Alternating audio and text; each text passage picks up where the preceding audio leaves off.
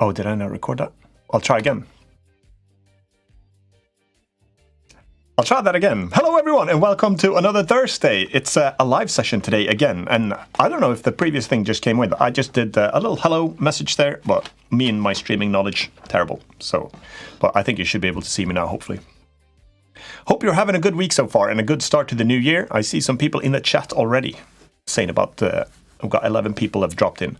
I've increased, what did I increase? Oh yeah, the latency, so I should be able to see, well, I decreased the latency, which is a good thing. So hopefully I should be able to see your comments a little bit faster now.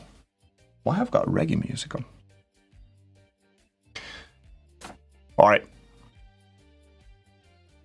Okay. So we've got a few of the usual suspects here, of course. So welcome.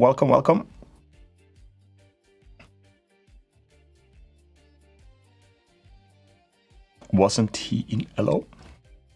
All right, Ghosty is here. We've got Andreas Brillen, Ola, Jules, Alex, Zen. Nice. Welcome, guys and girls. Jen. Nice. Strange. Sounds weird. Okay, Mia is here as well now. Julia, Richie, Carlo. I'm just picking simpler names. Sorry, that I can pronounce. Hello, Banu. All right, let's see. It's so weird when you got a delayed video of yourself, because you did a movement, like that was like 2017, but then you see it a few seconds after, so. All right, welcome everyone. Welcome.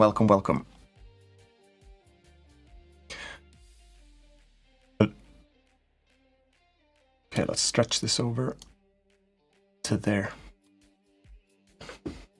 Okay, I think most of the people have dropped in now. Sorry for the short notice there. We've got a few viewers. So I'll say it right into the camera one more time. Hello, everyone, and welcome to another Thursday video. I was nearly going to say to the 10-minute modeling challenge, but I didn't. So, but I'm going to do a little bit of modeling in this video too, and I'm also going to do some shader stuff. So I'm going to switch over to the mainstream and fix here. What's that?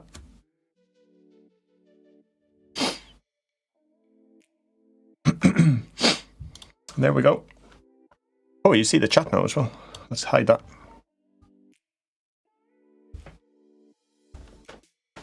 You looked like Justin Bieber just then. Was it my singing? I guess that's a good thing to look like him, but slightly older version and less good looking probably. I feel tempted to do a 10-minute modeling video again. That's weird. Okay, I'm gonna, one more just logistics move here. I'm gonna move this stuff over to the other screen so I don't have to keep looking in weird directions. There we go. What's the time right now? It's 5 minutes past 7 here where I live.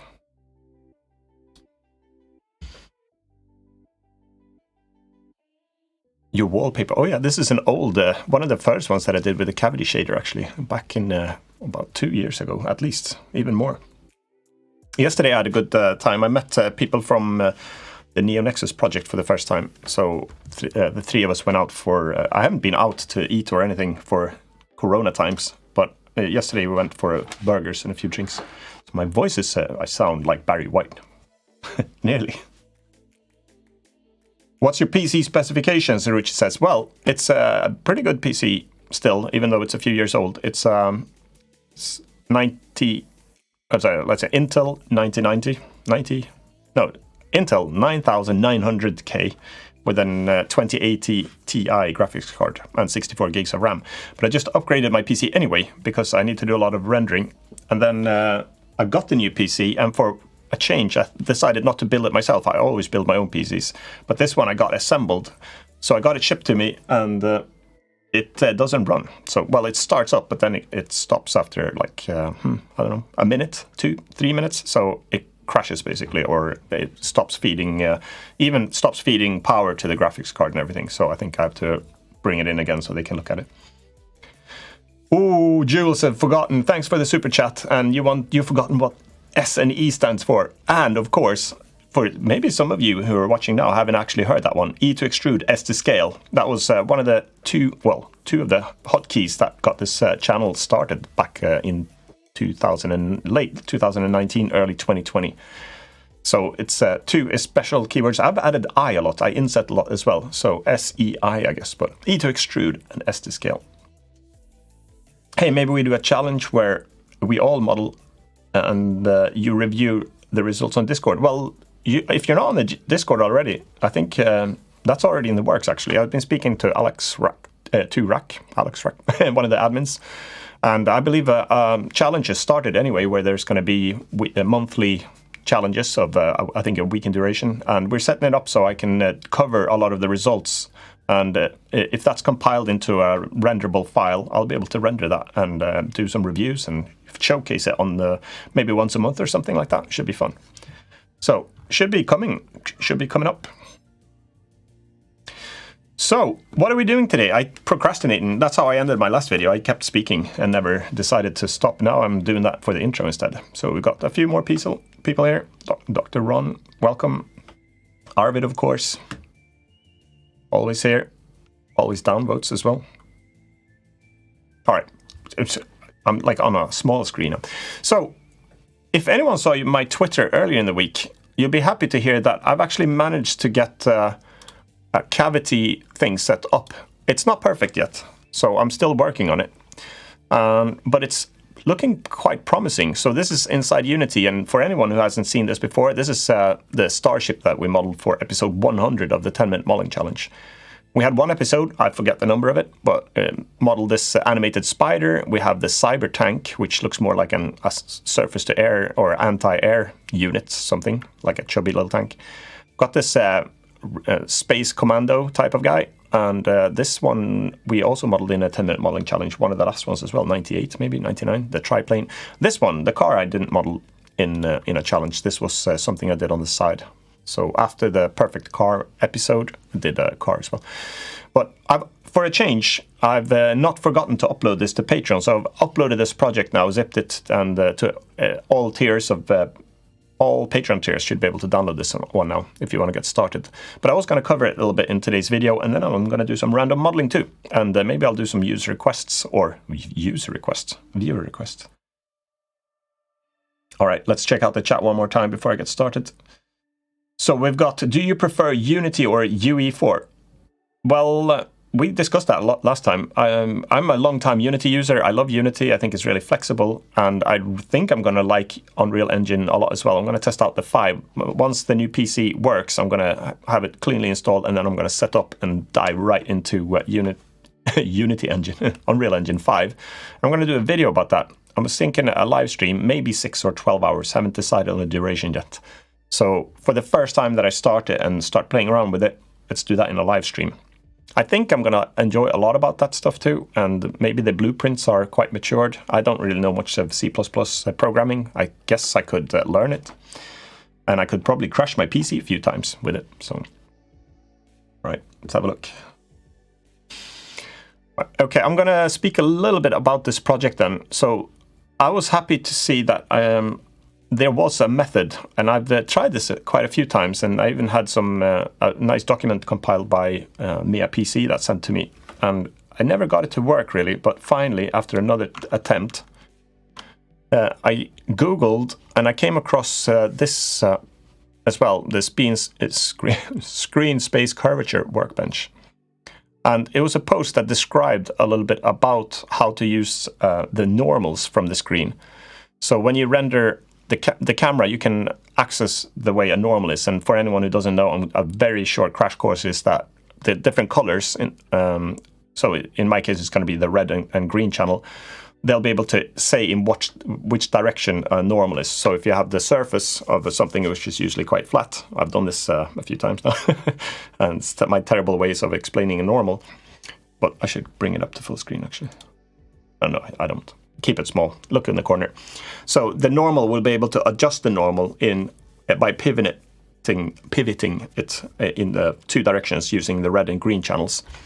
And when you render a whole scene, like this skeleton here is showing, or skeleton, this mask, then you can actually offset it a few pixels, well, 1 pixel to the left, 1 to the right, 1 up and 1 down, and then the shader can detect on that shift if it's near an edge or not, and you can highlight the edges or darken it using a detection if it's concave or the opposite of concave. What's that? Opposite of concave? Concave? Well, everyone probably knows that apart from me.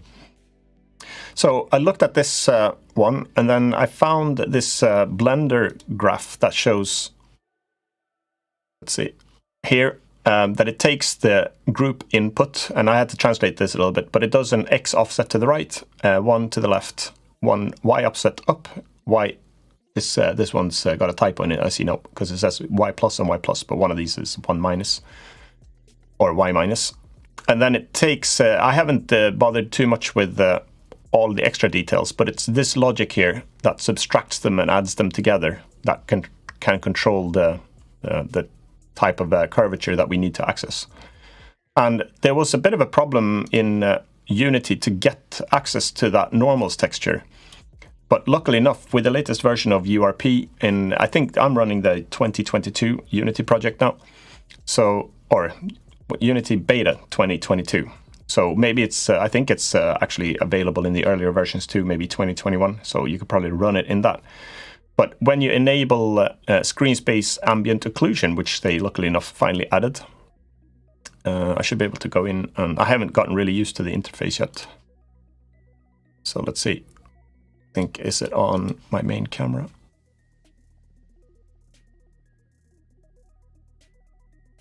Let's see where we had it.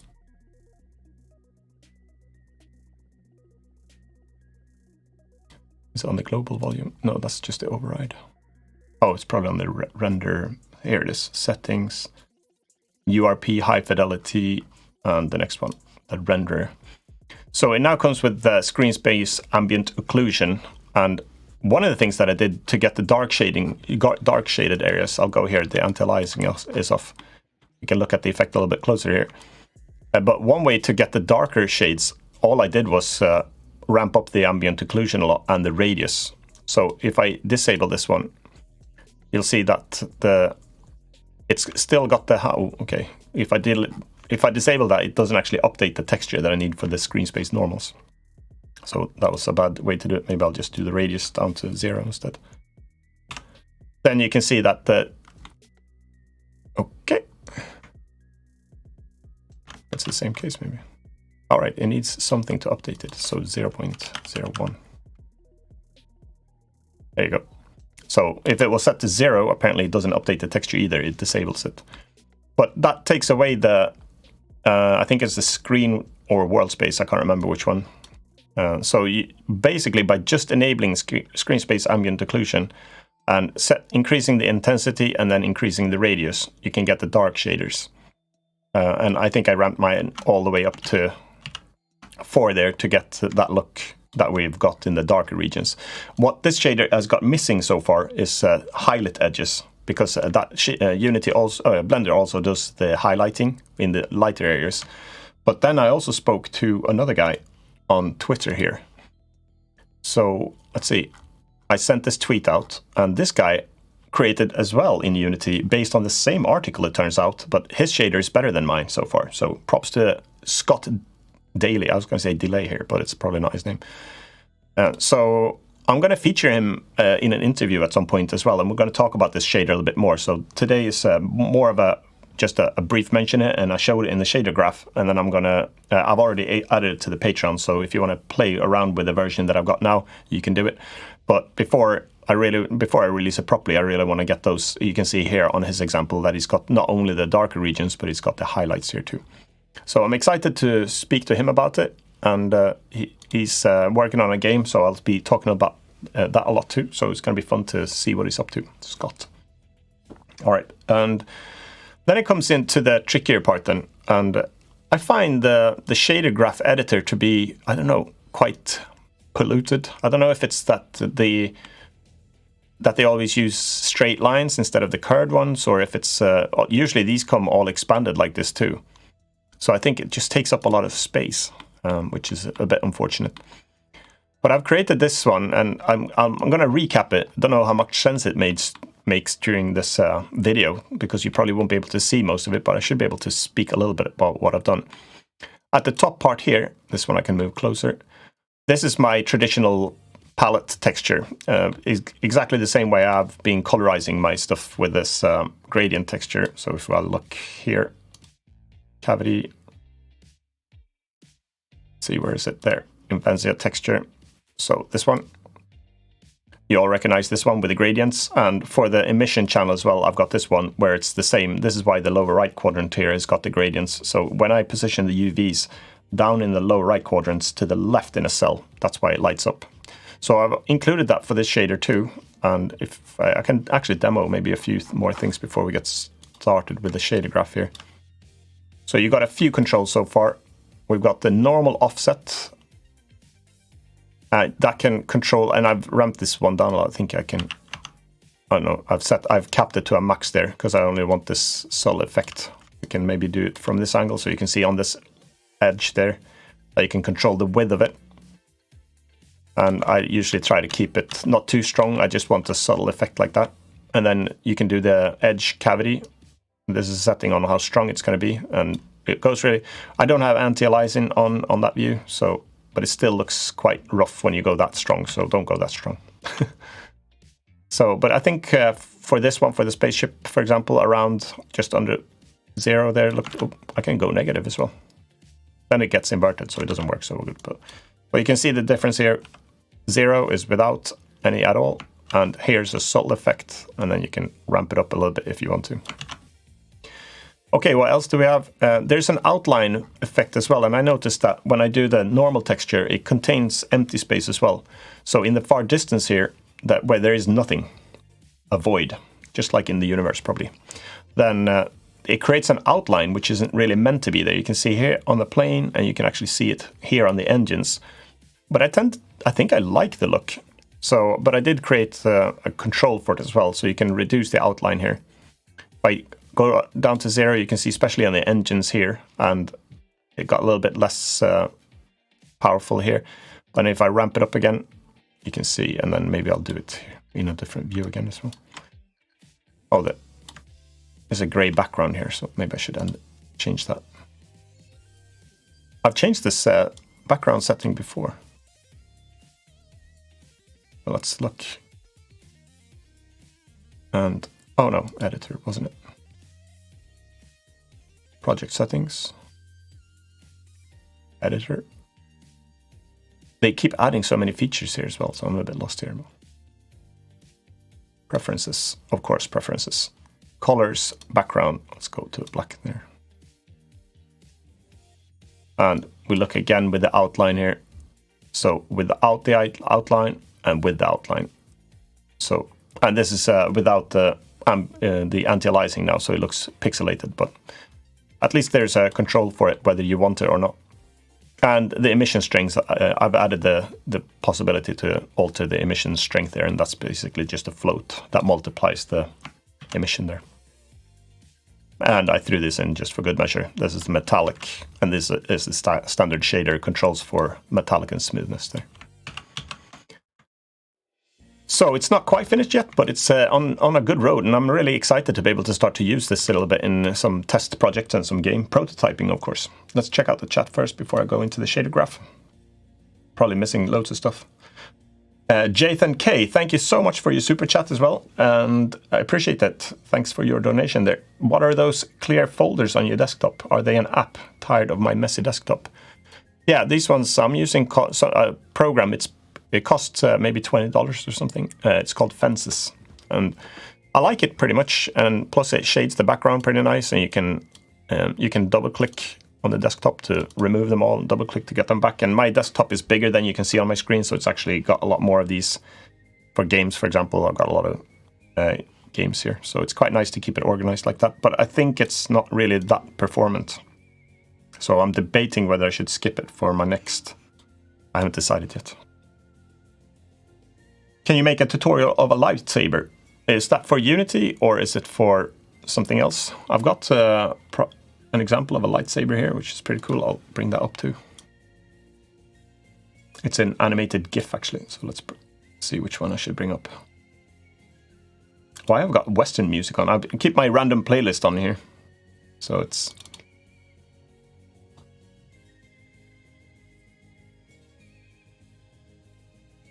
Okay, so a lightsaber. I could do a tutorial both on how to do it in Unity or in Blender and how to get the emission. Here's an example of one. There you go. He's doing a little kicking there. It's not the right guy with the right sword there, but he's pretty handy at that one. He's got his old... you can check out this guy instead. This is with a Viking, same animation. Or why not maybe the ninja? Woo! So I should be able to cover that at some point as well. It's basically just a strong emission. So that, and then it's finished. So, oh yeah, null script. You're saying about the Amplify shader editor. That's my favorite, actually. I've used Amplify a lot. I love it. It's really, really good. So, I want to learn some shader graph. Since Amplify is a paid product, I've wanted to try to cover the one that's built in. But I think it's really good, like you say.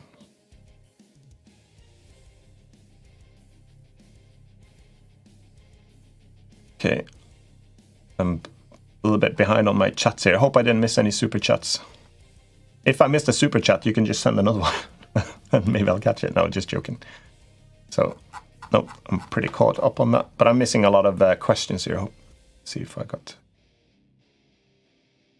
Are you the owner of Blue Monkey? No. See, keep it in English. Yeah, good. Thanks, Arvid, for keeping stuff in the chat going there. All right, let's go back to the shader. So we have got the cavity shader then. I had into the base color here, I've got my sample texture and it's exposed here through the just so I can see it. So it's a property that is exposed called base color. Plugs into the texture sampler and I multiply this one. And this is how I actually get this whole thing here. Whoop. This is what brings those lit edges up. And it's only for the lightning and shading of those edges that this multiplier comes in. And for emission here, I've got down here.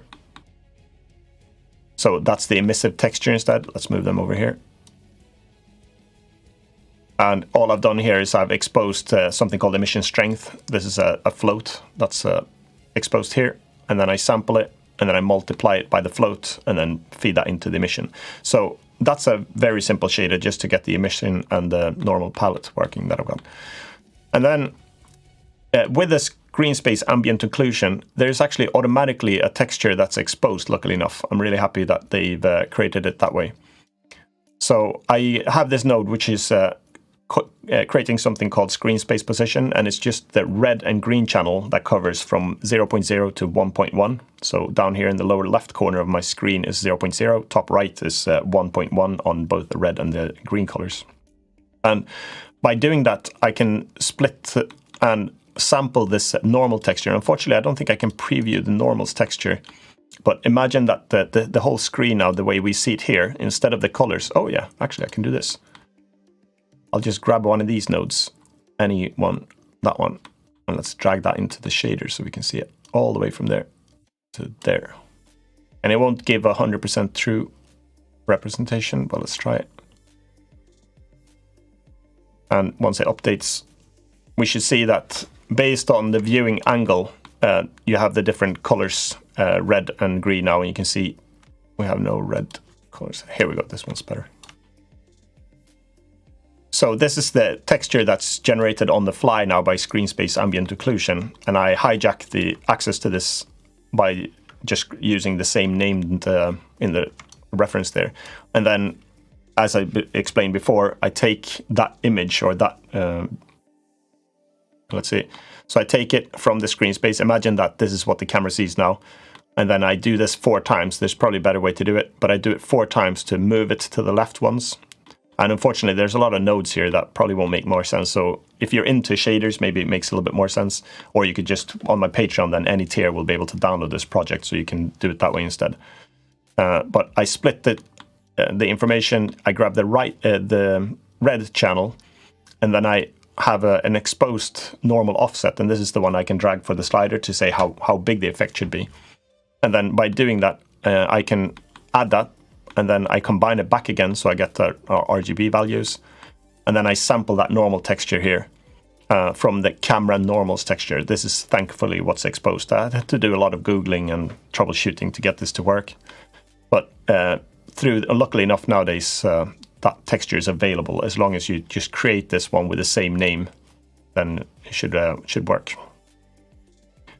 We can see here that it's... it has to be this exact name, camera normals texture. And once I've done that, I multiply it by a transformation matrix, because I have to get the view angle, and then I split it. Again, I'm realizing I won't be able to, it'd take me an hour probably to do a detailed walkthrough of this one. But I lerp it back and subtract it from the one that I've done the same with here, but instead of, this is the important difference here, instead of adding in the X direction, I subtract in the X direction.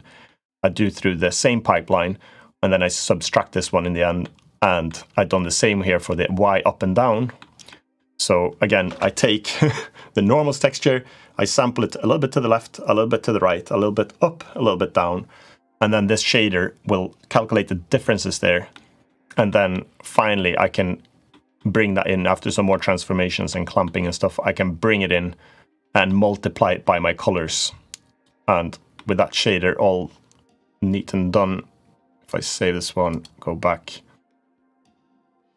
then we finally get access to those highlight edges. So, and let's see if I can cavity there. A little bit wider. And you could go really crazy by allowing a much huger normal offset, but it looks terrible then. So I've only done so you can enable it slightly like this. And if the shader works in Android, Rainman is asking, and I haven't tried it. I suspect that ambient occlusion in mobile phones is really expensive because it has to render everything again to separate textures, so it might drain the battery a little bit. But I think technology-wise it should work.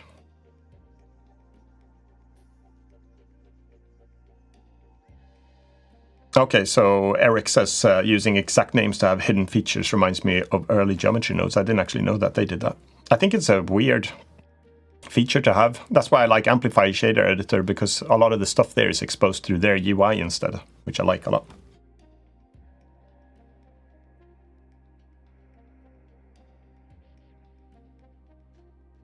Okay, so Jen saying about baking cavity maps. I think that might work. Have you seen if the result of that is good, or what happens if you zoom in? Do you get a good enough result with the baked versions? I guess from a distance it'll be good. Let's see.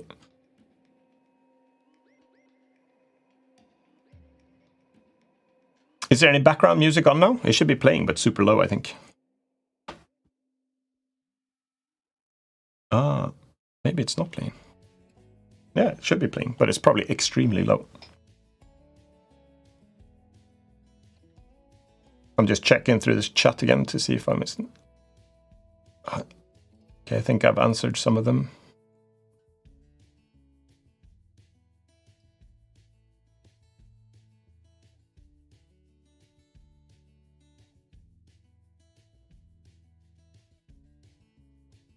Okay, so you got any suggestions for beginning animators? So are you talking, so Sumant is asking, do you mean keyframing animations? Or do you mean, so animating through keyframes? If you're asking about the keyframe animation, I've looked at trying to find courses to do keyframing animations, because I'd like to do some, or take some professional courses to learn how to get expressive animations through keyframing, but the ones that are available are only through Maya. So I actually gone for it. But what I tend to do, if you want to, my tip about animation is look up the principles of animation. I think Disney back in the 30s, 1930s, created a set of 12 basic principles for animations, and those are really useful, and keep those in mind when you do your animations. I don't remember them all off by heart, but some of the important ones, for example, is to do stretch and squash. If you're able to do that, you can do overshooting, and always keep a character's balance in mind. So if you're going to do some kick or some movement, or I don't know, some acrobatics, make sure that it doesn't look like the physics wouldn't support the weight of the character, so it looks like he could be falling over, or she. So try to keep that center of gravity and the weight distribution. Don't have a leg coming up that he's resting on, for example. That looks super weird. Make sure you plant the foot first, and then shift the weight a little bit, and then you raise the other leg. So.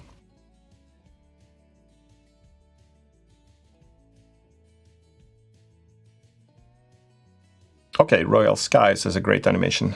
Titanium says, I'll check that out. Thanks.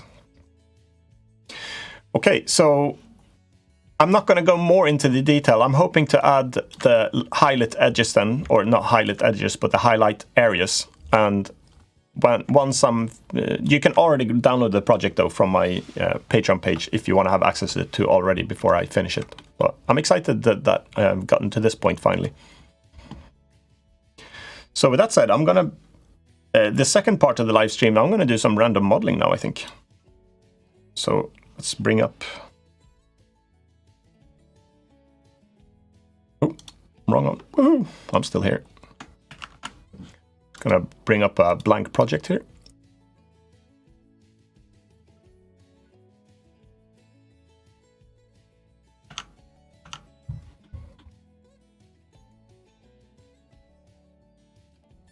Here we go.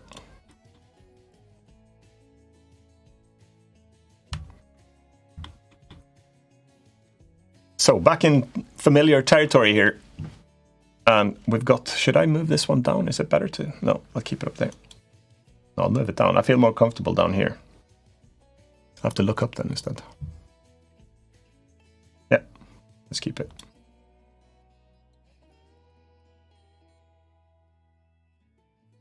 All right, random modeling. Yes, Alessandro. Let's go for it. Can I have some suggestions? Low poly, of course. Oh. Did I mess it up again? How can something so simple be so difficult for me? So, there we go. Now it's hopefully showing the right one. So let's check in the chat here. Delete the cube. Never. You're not allowed to delete the default cube. I've actually got a t-shirt even to save it. Do not delete the default cube. We have to keep it. So I'm open for suggestions. Low poly stuff. Give me a few. Low poly dog. Castle. I'm gonna pick something. Silver coins. Spaceships in my book. Yeah, I love spaceships. Sea kayaks. The thing that I like the spaceships for is because they're like you can just use your imagination. You can't really go wrong. Low poly speeder bike. How about a dog? That'd be super difficult. I don't even know what a dog looks like without. Well, I sort of know, but pirate ship I've done as well. Guitar. Steampunk clock tower. Igloo. Cool. Let's see. I should. Vending machine. Gunship. All right. Thanks for the suggestion so far. Treehouse. I've done a treehouse recently. You can check out my history. Low poly ghost. Your logos. Okay. Thanks. You can pause now. I'll just randomly pick one here from the list. So how do I know? I have to scroll up and down.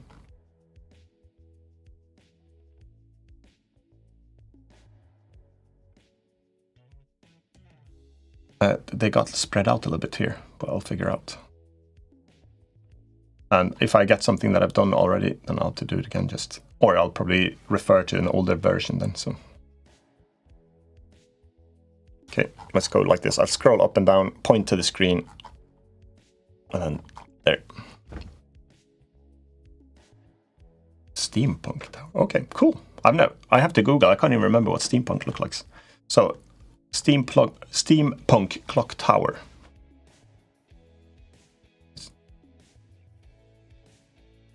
Let's see. I scrolled by mistake there. So Ecto said low poly steampunk houses or clock tower. Yeah, let's go for it. I have to. Usually I don't use references, but I have to just look at it, like Google search images for steampunk. Steampunk.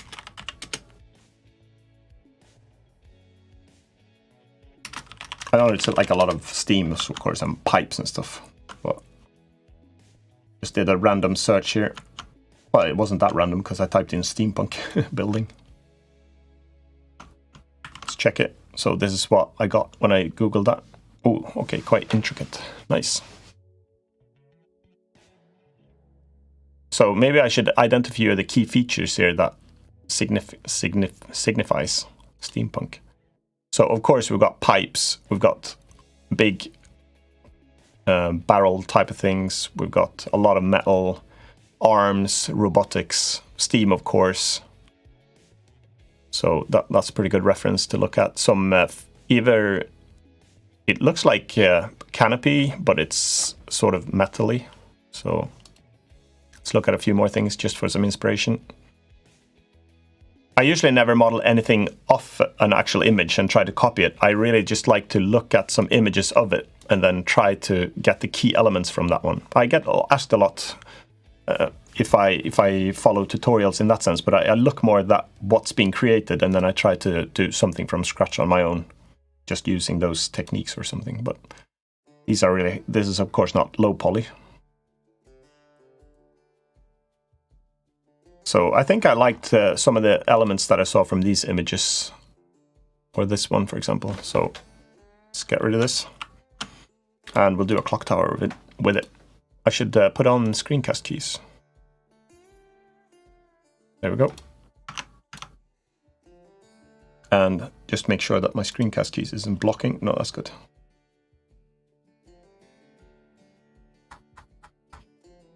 Lots of copper and gears. Yeah, gears is a good thing, Mia. All right. Mech bottom and steampunk clock on top.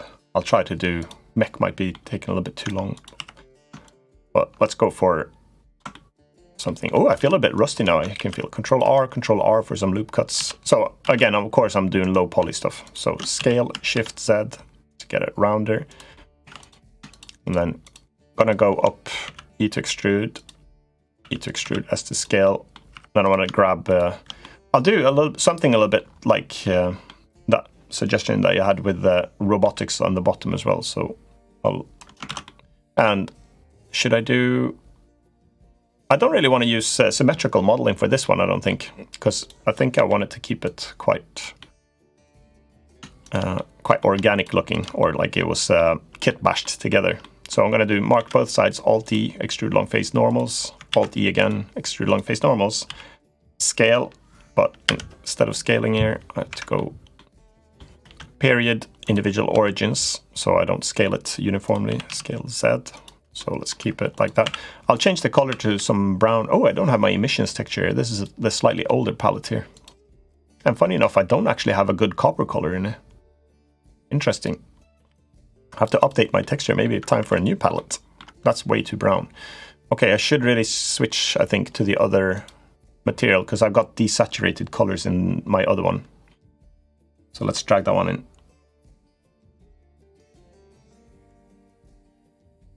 Let's have a look. I've got my Imphenzia palette here, official, and just drag this one in instead. And let's grab that emissions one as well. Color into emission strength. I don't know. I can't remember what I used to do. 10 I'll do. And then base color into base color. And now we should have some desaturated colors at least.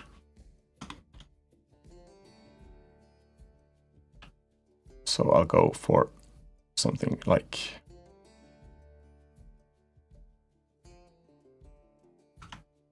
there, maybe. I'll start there. That's looking weird, but let's go for it. Okay, and another favorite thing of mine to do is to grab a few of these, Shift D to duplicate it, scale, E to extrude, and then I'm going to do the clock tower thing. Save the clock tower. I watched Back to the Future very recently, so let's bring that into there. Being asymmetric, doing asymmetric stuff feels very weird for me, but let's try it anyway. E to extrude, S to scale, E to extrude. And I liked a little bit what I saw from the other one, so I'm going to do something more square on top here as well. Shift A, let's add a plane. Okay, I could have put that in the right place, but never mind. Scale 0 on the UVs. G, make that color instead. Overlapping is fine. So I'm going to do something like that. E to extrude, S to scale. Another thing that I saw on that reference is that it had some paneling work, which I like as well. So we could do, maybe I'll add the panels a little bit later though, but pipes and some big container things I should really have. So let's get another thing for a container. Shift D to duplicate, scale. So this could be maybe where the water is, I guess. Put a little I to inset, E to extrude. Do the same at the bottom. It doesn't matter if it's not exactly the same. I to inset, E to extrude. L to select the linked, move it out a little bit. And then you could put, I could do some pipes here too. So Shift D, I have no idea if this, I've never done steampunk in my life, so this might look very wrong. But it's fun to try new stuff. L, Shift, or I'll do some bends here as well. Here's a useful one. If you're going to do a bend, sometimes either you could just wing it, of course, and do something like Control right click like this. But usually I have to try to be quite good at bending it, so that's not so good. What I do is I put my cursor there, so select this vertex, Shift S, cursor to selected, and then I want to offset a little bit to the right, and to do that I usually do E to extrude, and then I type the axis that I want to extrude it on, Y, and then I know I want to go to roughly here, and then I only do this so I can get the vertex here, because now I can do Shift S again and get my cursor to selected, and I do this a lot faster when I model, but that's how and then I can delete that vertex again. So I only use that extrusion to get my cursor in 3D space perfectly aligned out from this. The nice thing to have the cursor there is that I can now, from, for example, the side view here, I click on this spin, and if I go on the Z, okay, let's see, change to the Y, no, X-axis, and now you can spin this one. So you get really good bends there. And usually since I want to keep the low poly look, I usually go down a lot, but the extrusions or the spins there get really nice if you do it this way. And I only usually do it once. I've done a lot of pipe work lately for my low poly buildings that I've done. So now you can just grab that one, Shift D, duplicate it, and scale it down maybe. And then bring this up. And it doesn't really make that much sense if it makes mechanical sense yet. But I guess if you really want to try to do it properly, you should think about how the water flows, or like why certain things would be in certain places, because it makes a little bit more sense if you can relate to why it exists in that space. But I'll just do some weird shapes for the time being like that. So we can connect this one maybe to, I'll do Shift D, duplicate this one, E to extrude, S to scale. And I remember some chimneys and stuff will be adding it as well. Well, I'm going to be adding some, I don't know yet. Maybe we should have a pipe over here as well.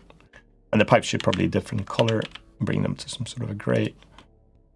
And Shift D to duplicate that one. Let's bring them over here. Rotate X-axis 180. So we just mirror those to there. Let's plug them in there. And then I'll just create something here to connect it to. So Shift D, duplicate, E to extrude. And it doesn't really make too much of a difference. I'll bring it up slightly more. Let's get it down and up. And E to extrude, S to scale. Now to bring this one down too. Maybe we can do change the size of this one a little bit. So I'll do E to extrude instead, S to scale, E to extrude. E to extrude, S to scale, as if it's going bigger there for some reason. Needs a wider pipe there. Okay, and it was going to be a clock tower with some, maybe some, should I do legs? I think I'll do. And I'm not going to rig this thing for this video. I'm just going to create some legs that I'll copy, I think. So I'll do, for this part, maybe it makes sense to keep one here, one there, and one here. So I'll grab any random face here. Let's take that one, Shift D, and then scale by 0, just to get that flat. That's another trick I do quite a lot. And then bring this in, E to extrude, and when it goes transparent like that, that means that if you've got backface culling on, which you should do, here, make sure that you got backface culling on, because then you can detect when that happens. You don't want to have inverted meshes there. And if you actually have it by mistake, you can save it by clicking L and then doing Shift N. That flips the normals there. So let's put some sort of a leg here. I think let's do Shift D, duplicate, E to extrude. And how should we make this leg? E to extrude, S to scale, E to extrude, S to scale. And then maybe I'll do front view. I'm just going to model it and then rotate it after, I think. And I want to keep everything straight, I think, like this.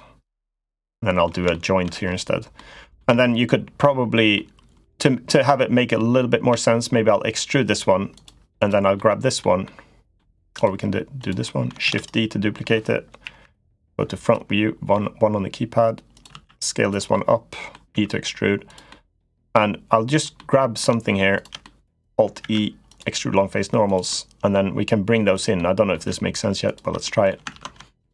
Because then you could push a bolt through this here, and that would be nearly working as a joint then. So if I do Shift D to duplicate this one, right click and do subdivide.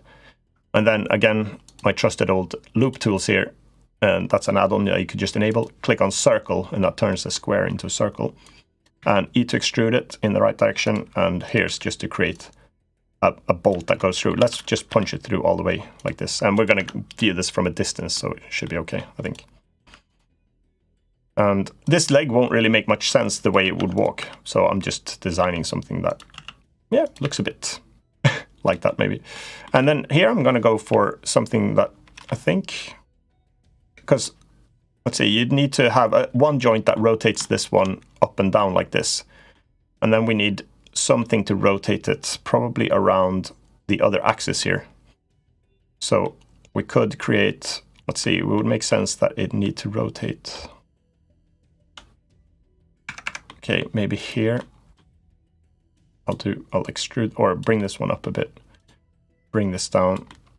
Control R, loop cut this one twice, scale. Okay, and I couldn't scale on the Z because usually if you can't scale it to separate them, you have to go back to medium point there. Scale Z. Scale Z. Let's bring it to there. And we'll do E to extrude this. And then we'll borrow this. Oh no, I'll do the same here. It's so fast. So Shift D, duplicate, right click, subdivide, circle, scale, bring that down. And then E to extrude. And here maybe I'll do E to extrude and S to scale. It doesn't matter if it's medium point there, that should be pretty good. So, and I think I'm just going to keep the legs quite simple like this. And one more thing that could be good maybe is to have some sort of a foot pad thing. That is going a little bit too long now, actually. I wanted shorter legs. So to get them shortened, I'll do LL. Select this one, Control plus, go front view, G to there. And then here, side view, E to extrude, S to scale again, E to extrude. And I can move this whole thing down. A to select everything here, move it down. And I'll have to rotate this, rotate. No, that's not good, rotate, G. And here I'll just create some weird foot here. Maybe I'll do the same here. So Shift D, duplicate, rotate. And borrowing faces like that is something I do all the time. It's so handy. Instead of adding geometry, don't do Shift A and add a plane all the time. Just grab whatever face looks near enough to what you need or in the right place, and do it from there. E to extrude. And E to extrude here. Maybe we'll do this. E to extrude. Scale Z. I have no idea. This is probably the least steampunky thing ever, but hey, I'm trying. We're all here to try something. So let's go for that. It doesn't make totally mechanical sense, but I think for what we're trying to create, I want to change the color a bit. G, go back to a gray. I definitely need other palettes I can see. Some sort of a copper color would really be needed, I think. But let's go for something like that. Maybe I'll do the bolts different. I'll punch this through. Scale Z. Bring it in. And we'd have to do some cogs as well, of course. So I'll just do something darker here, I think. L, scale 0, and maybe black there.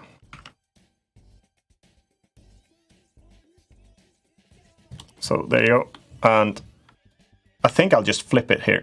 So I'll do L, and L here as well. Shift D. And then to flip it, one easy way to do it is to scale Y -1, but then all the normals get flipped, so you can do Shift N to recalculate those. And L, all the linked. Well, that one too. Shift D, and then we'll do the same here. Scale on the X-axis, -1, and Shift N. And again, it's asymmetrical, it's just kit bashed together, so I'm gonna leave it like that, I think. Should we put maybe some sort of a, I don't know, would you be driving it from down here probably? So Shift D to duplicate this one. Scale Y0 to flatten it. Then E to extrude, S to scale, Control R, and Control R again. Let's see if we can bring this in. Oop. On the axis. Not quite sure yet what I'm going for, but we'll find out. Scale X. And I want to try to get some maybe window looking things here. Here it probably would have been better. What I'll do here, I think I'll do L, P to separate this part into a separate selection, because then I can do the auto mirror on this one. Because this one I do want symmetrical. And we could just do some simple, I don't know, like if it was a window here. Maybe I don't need this loop here. So X, dissolve edges, gets rid of those. Want it a little bit simpler there. And let's just grab I to inset twice, Alt E to extrude long face normals.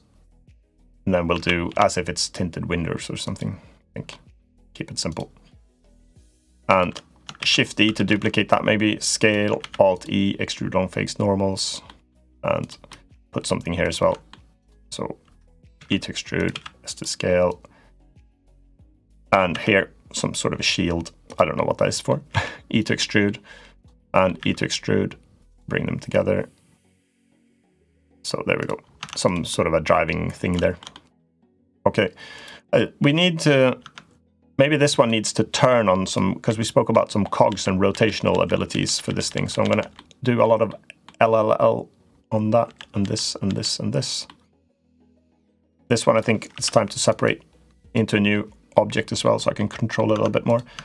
And here, I'll probably do Shift S here, cursor selected, and here I need a proper cylinder instead, but with less, maybe 16.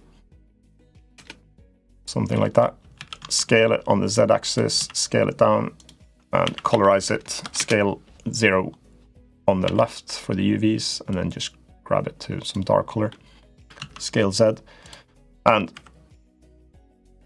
let's do, it makes no sense that it would be a big cog down here. Oh yeah, it would do, because a small cog could be rotating this whole thing. I'll grab this one, bring it up. Okay, do A to select everything. Bring it up to there. Bring it in. And for this one now, one way to do it is to hold the Alt key and click on the edge there. That selects all of them. And I just want to do, if you wanted to do every other one, you could do F3 and do to see checker deselect. That would select all the other ops or every other one. Alt-E extrude. And maybe we want to do period and go to individual origins and scale these down. And that's a pretty good big cog there. And maybe it would have made sense maybe to have a smaller one here too, but they'd have to interlock, so they'd have to have fewer cogs. So I think I'll skip that for now. Or should I? Let's see, how can we do this? The whole idea would be to have a lot fewer cogs to make that spin properly. So I'll have to create another one. Let's do L. I'll create one with just, I'll do Shift S, cursor selected, Shift A, cylinder. So we'll go all the way down to, should we do 5 cogs or something? To make it really low. Scale Z. So it wouldn't have to work in this case mechanically, otherwise you'd probably align them a little bit better. I don't know what the best way to do perfectly interlocking cogs of different sizes actually. One, actually I need to have them, because I'm still going to do a checker deselect, so I'm going to do, oops, Shift A, cylinder, we'll do 6 instead here. Scale Z, scale it down. Scale Z, A, scale 0 on the left for the UVs, bring it down to there. Do the same here. Check, it's only going to be 3 cogs on this one. E to extrude, S to scale, and this makes no sense actually. This would be the weirdest cog ever, but I'm going to keep it like that anyway. So Shift E to duplicate, E to extrude, bolt down there, do Shift E, scale, E to extrude, S to scale. So I just have to look like it's something there. So now it wouldn't make sense that this box that's attached here, it couldn't really rotate with this one. So I think what I'll do is I'm going to bring this whole thing up L, L, L. And then I'll have that one to be attached up to here instead. So that would make a little bit more sense at least. And then maybe colorize this differently. There. Okay, so it's going to be a clock tower as well. So we'll have to do something up here. We'll do maybe some more pipes. For some reason I want more pipes. So again, easy way to do it. Shift D, duplicate, scale, Y, 0, right click, subdivide, and then circle. Scale it down. And we've got a pipe. And I'll repeat this process as well. Select the vertex that's on the side. Shift S, cursor to selected. Extrude it along the x-axis. I'll do a little bit of a wider one now. And then Shift S, cursor to selected, delete that vert. And then now you got the cursor in the right place, so you can select those and do spin. And then you can hold the control key to snap it as well, which is pretty useful. So you can get, maybe I want something like smaller. Oop, I held the control key. There, control. So 90. Should we keep 90s? We'll do 90s like in Fortnite. There we go. L. Bring this one. Shift space and okay. Shift space G. Get that little manipulator back. It used to be called. I don't think it's called that anymore.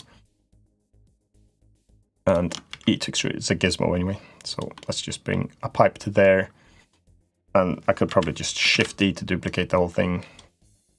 Rotate Z 180. Okay, 90. Negative. Okay. Rotate Z 90. Negative. There we go. And I'm going to do this pipe a little bit smaller, so it's shifting in size again here. That makes it maybe look a little bit different. And bring that in. And then here I'll just do something to attach this to. E to extrude, S to scale.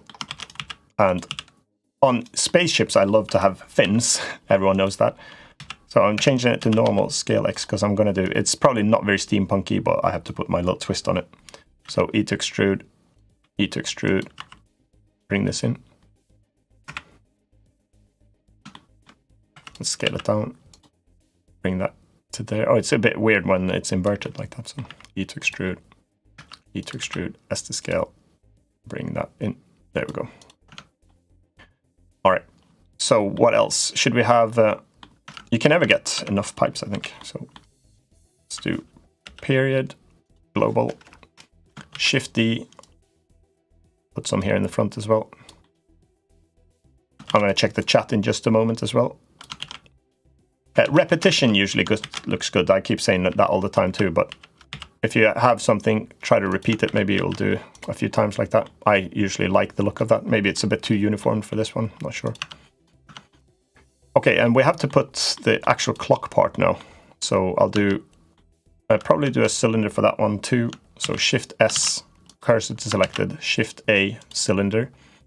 We'll do it 12, rotate X 90, scale it down, scale it Y-axis, scale that on down. We have to do some chimney stuff too.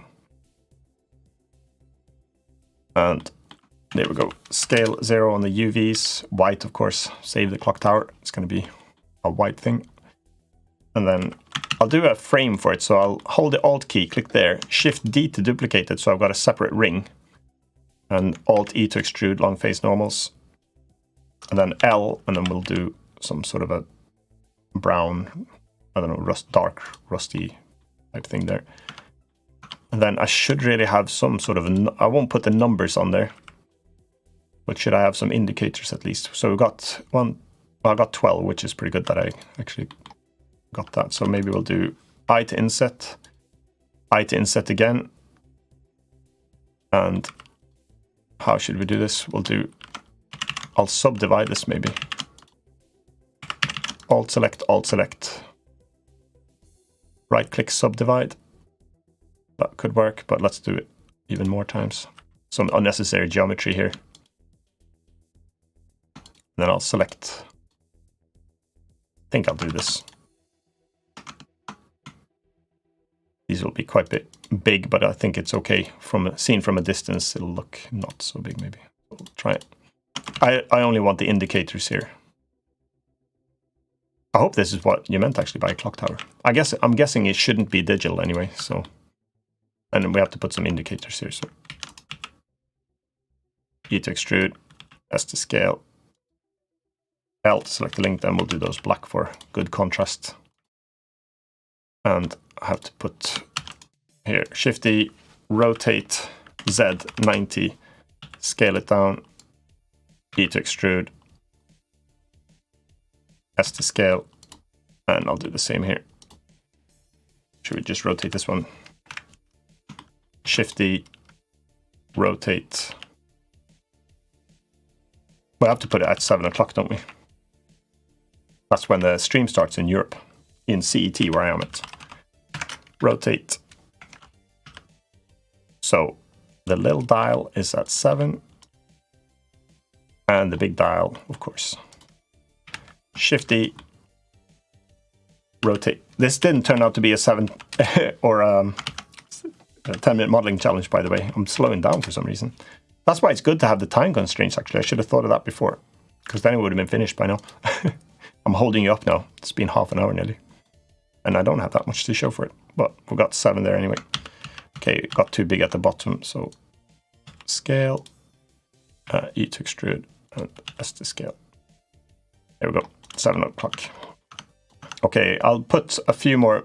I like the canopy idea, I think, a little bit. So maybe I'll do Shift D, duplicate, select these two, right click, subdivide. It's just a quicker way to get those links. Or no, why am I doing that? I should just do a loop cut, of course. Control, what am I saying? Quicker way, 12. On that test picture that we saw, I liked checker deselect. There we go. We'll go for the same type of color scheme. No, that looks too. I'll go for black and gray, I think. Select everything, E to extrude, and proportional. Let's try to add. I'll scale this down. Scale X, Control R, loop cut, and then I'll do. No, I want it wider again. Scale Y, and then Alt click those with Shift. Do proportional G Z, and then can affect this one. You can also change the type of effector here, and for this one I don't want smooth. I think I want sphere instead. So G Z. Then you get a different shape to that extrusion. So I'll keep it like that for now.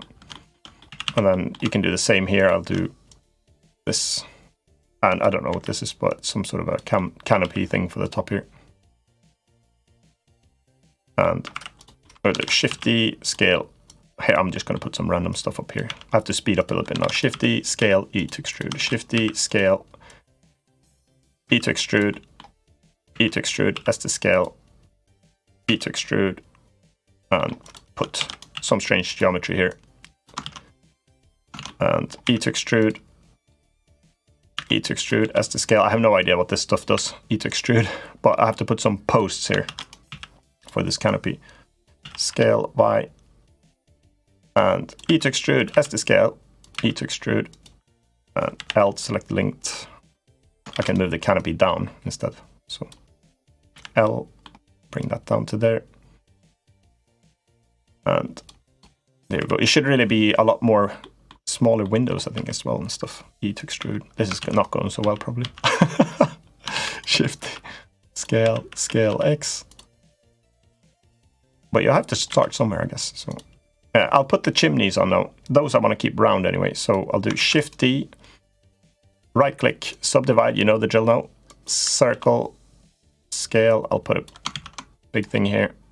E to extrude, E to extrude, S to scale, E to extrude, E to extrude, S to scale, E to extrude, E to extrude, S to scale, E to extrude, E to extrude. This is one big chimney now. E to extrude, E to extrude. The chimney is actually bigger than the actual clock tower itself, and it doesn't look like a chimney, but that's okay. But I'll put a hole in it here, maybe. Scale, I to inset, I again for the individual off, and then E to extrude this one down. And I think I need a pipe here too. L. Oop, I copied too much. Shift D, duplicate, rotate Y 180, rotate Z 90, top view, and then bring it. There we go. And Shift D to duplicate. Let's put 2 pipes there.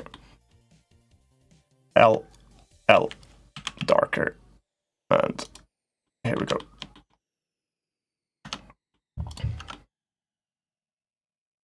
And now I'll just finish off with some paneling stuff. So Control R, loop cut a few times.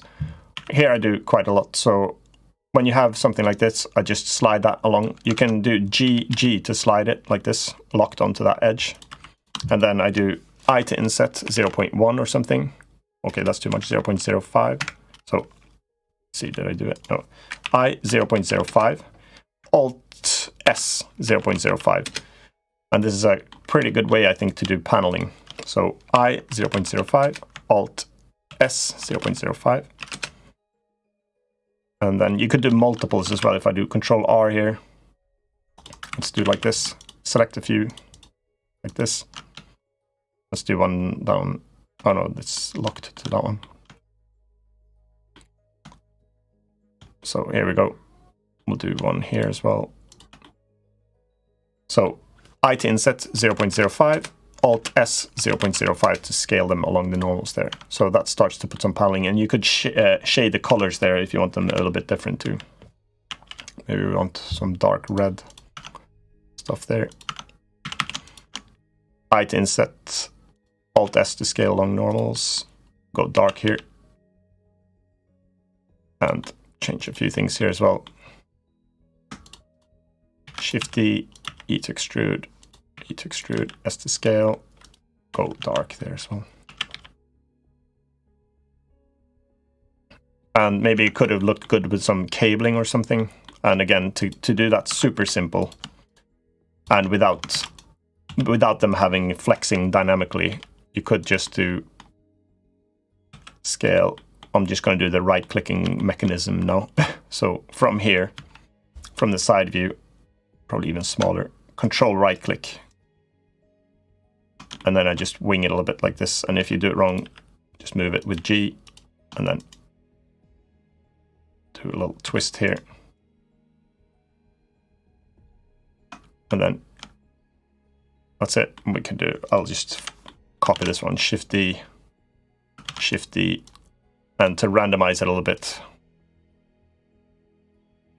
This is okay. There. To to randomize them, just do proportional again. I'll go back to smooth. I'll pick one here and make sure that it's this connected is not on, because if you are connected, if you don't have connected only and you try to move this one, G, then it does all of the pipes at the same time, or all the cables. So if you do Alt O, which it's the same as clicking connected only here. And now when you move it, it's only affecting one pipe. So that's pretty handy if you want to just randomize these slightly. And just make them slightly different. There.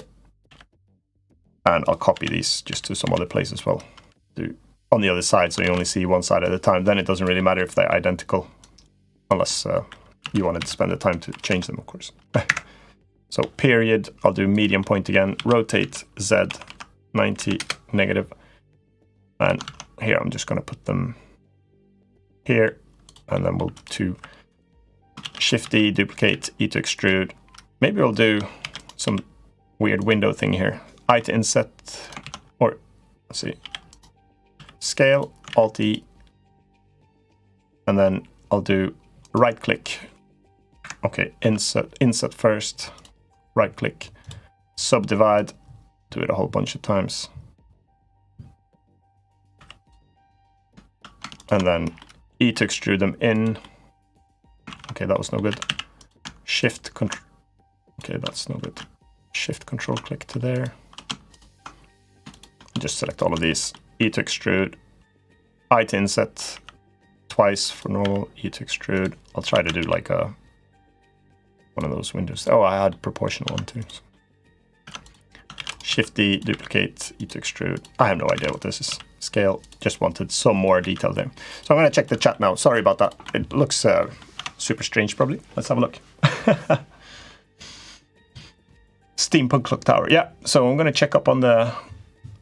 Where are the windows? Where are windows? Yeah, I guess I just added windows there. Should I? Maybe I'll put some on this side too. So I'll do the same here. I'll do I to inset. Right click, subdivide, bring it up. And then I to inset. So these are not big size windows, but it's more like leaded type of windows look, I guess. They had to make shift with whatever they found, I think. So it's those type of things. Shift D, duplicate. It looked a bit plain in the back here, so E to extrude, E to extrude, E to extrude, and scale this one on the x-axis. And Shift D, E to extrude as the scale. Oh, it didn't have those poles here as well. L. Do Shift D, duplicate. And Shift D, duplicate. Move it to there. I don't really care if it's internal geometry either, like that should be all right. And I'll do one more here. Maybe I'm saturating a little bit too much now, but this is how I work. If I don't like something, I add it, and then I try to cover what I don't like. And it was just a little bit too plain here. So move that into there.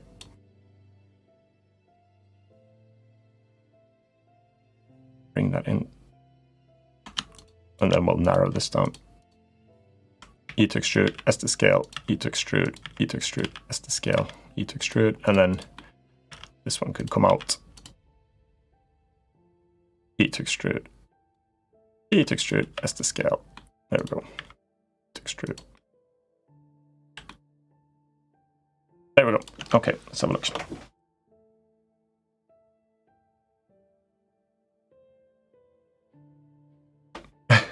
Steampunk Robo Frog Clock Tower. You could use boolean for Windows. Yeah, I tend to not use boolean too much because I usually want control of how it cuts. But I know there's some really cool stuff like box cutter and stuff like that that I'd love to try a little bit more. I've seen some people create amazing things with that. So, and boolean in general, I don't know, maybe I should use it a lot more than I am. Let's put some more cogs here. I to inset, E to extrude, Shift D, E to extrude, Shift D, or I'll copy this whole thing now. Need to extrude as this. Oh, I've got proportional. That's why I was behaving a little bit strange. Maybe a different color here. Alt, select the linked, Shift D. Some cogs that don't make any sense here. But it powers something. When the cogs are the same size, it's a little bit easier to fit them like this. And then I'll duplicate them for the other side. Scale X -1 and bring them to there. And Shift N to flip the normals on them. So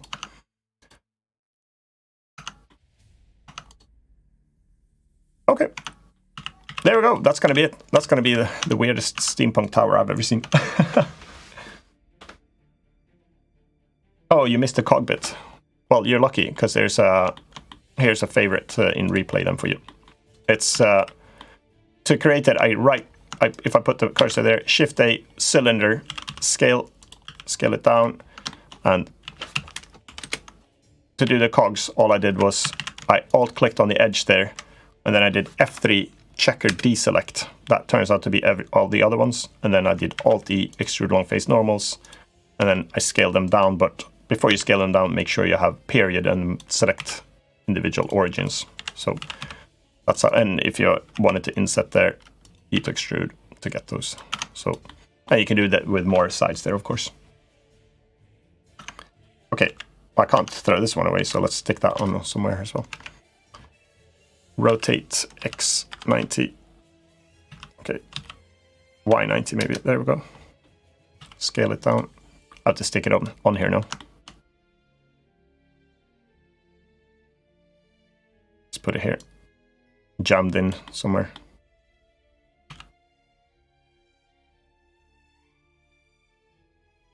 There you go. Let's put some rods on here as well. E to extrude, S to scale, E to extrude. I to inset, E to extrude, S to scale, and then Shift E, linked. There you go. Minimize this a little bit too.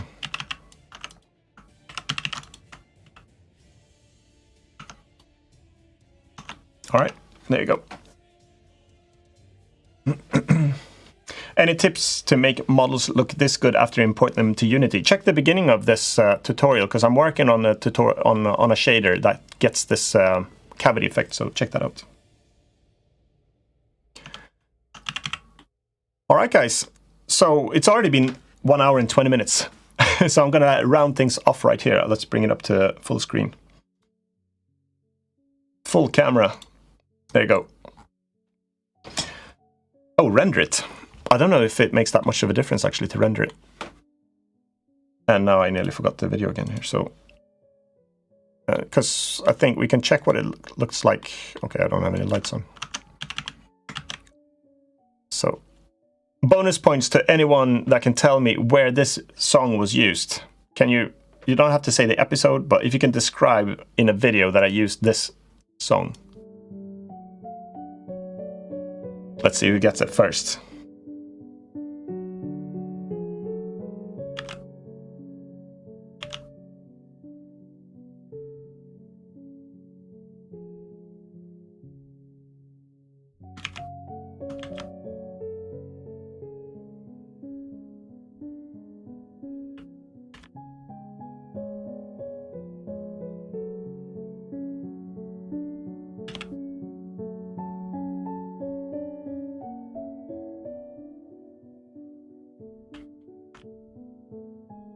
So, but I'll stick to the cavity look. Combining Eve and cavity is pretty good. So, all right. So no one knows where it was. Arvid, yeah, it was on the 24-hour stream too, of course. But it was one episode where I'm not gonna say it. You have to look through the history now. Whoever can put that in the comment, let me know. I'll take these away again. Turn it down again. Save your file. Yeah, it's not saved yet, actually. I'll do it. All right, I'll see if anyone catches it. It will be somewhere between episode 1 and episode 100 of the 10-minute modeling challenge, there was one segment where this song was featured quite significantly. And my wife said, "Are you going to upload a video with all that in it?" And I said, "Yeah." And I was laughing my head off because it was so ridiculous. So, all right.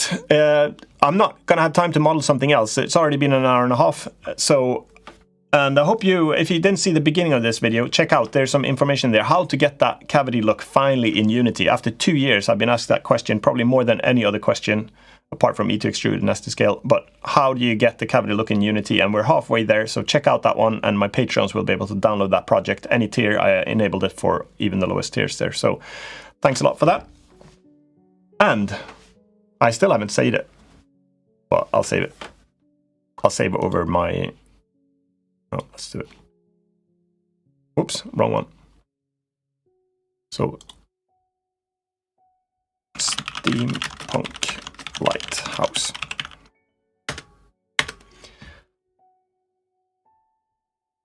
All right, folks. I hope you enjoyed this episode. Very different again. Maybe we'll hit a format at some point. I'm going to be checking out the Discord soon so I can see the modeling stuff that's been going on there. I want to feature some of that stuff in my video. I've also got some exciting stuff coming up for game development challenges.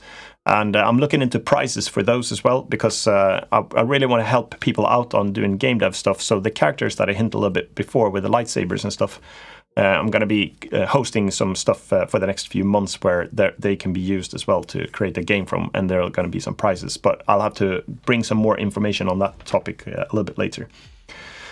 So, I hope you enjoyed this video, and I hope there's a lot of hoping going on here. Go to the Discord and hang out there if you haven't, and make sure you come back next Thursday as well for another video. Give it a thumbs up if you liked it, and don't forget to subscribe if you haven't already. And have a great week, and I'll see you next time. Bye for now. Here's a...